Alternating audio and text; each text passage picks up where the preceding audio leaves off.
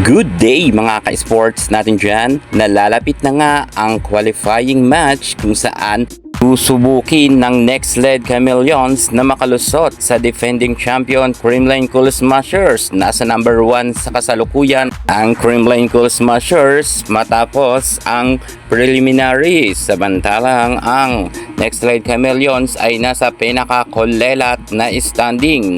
Well, karamihan naman maraming nagsasabi na palaban na ang nasabi nating Next Led Chameleons, pero sa tingin ko mahihirapan nga silang makalusot sa Creamline matapos kasi noong sa prelims ay hindi man lang nakaisang set ang Next Led Chameleons pagdating sa CCS. Alam naman natin ang Creamline Cool Smashers kapag palapit na ang finale ay talagang nagdodoble ang kanilang kagalingan, pero titingnan pa rin natin kung papalag ba itong si EJ Laure dahil alam natin na nagkaroon nga siya ng double digits ng last game. Pero kapag ang Creamline na ang katapat, titingnan natin kung aariba pa ba ang kagalingan ng Next Led Chameleons. Malakas na team ang Creamline, alam na natin yan. Kahit sabihin natin na natalo sila ng PLDT, ibang usapan na yon kapag papalapit na or papasok na ang finale. Sa tingin ko, hindi man lang makakaisang set ang Next Led Chameleons. Yan ang aking opinion dito or ang aking prediction, dahil nga ang kagalingan ng Creamline ay talagang mas magle-level up pa. Tandaan nyo yan, ang sinasabi ko, kapag patapos na ang nasabi nating game, mas lalong lalakas ang CCS. At ang masasabi ko lang, kung gustong manalo ng Next Led Chameleons kontra sa CCS, tiyagain nila, gayahin nila ang PLDT kung saan nilakasan nila ang kanilang loob, pinatatag nila ang kanilang opensa at depensa, at hindi talaga sila napanghinaan ng loob kontra nga sa malakas na team na Creamline. Kapag ginawa to ng Next Led Chameleons, baka sakasakaling manalo sila. Pero sa tingin ko, suntok sa buwan bago nga manalo ang nasabi nating Next Led Chameleons kung sakasakali man. Pero iba talaga kasi ang usapan kapag Creamline Cool Smashers ang kalaban, lalo na kapag ito na ang knockout game.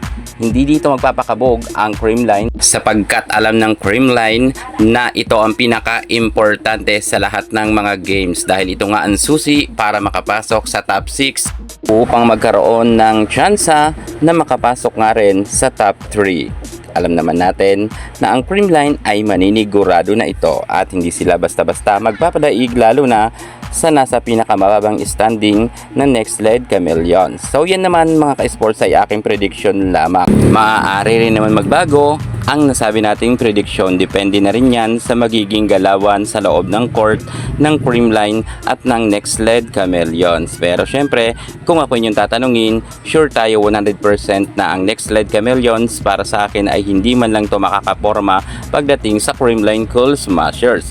Magsisimula nga ang kanilang qualifying knockout game kung saan sa February 27. Kayo, para sa inyo, sino ang magwawagi? Ang kupunan ba ni EJ Laure or ang kupunan ng ating Twin Darna, Gemma Galanza? Creamline Cool Smashers ba ang mananalo or ang Next Led Chameleons? Syempre, kung ako inyong muli ang tatanungin, Creamline ang magwawagi. Well, inuunahan ko na dyan ang mga bashers sa baka sabihin na naman kampi na naman tayo sa Creamline at bias tayo. Hindi sa bias yan, ang tawag dyan ay prediction.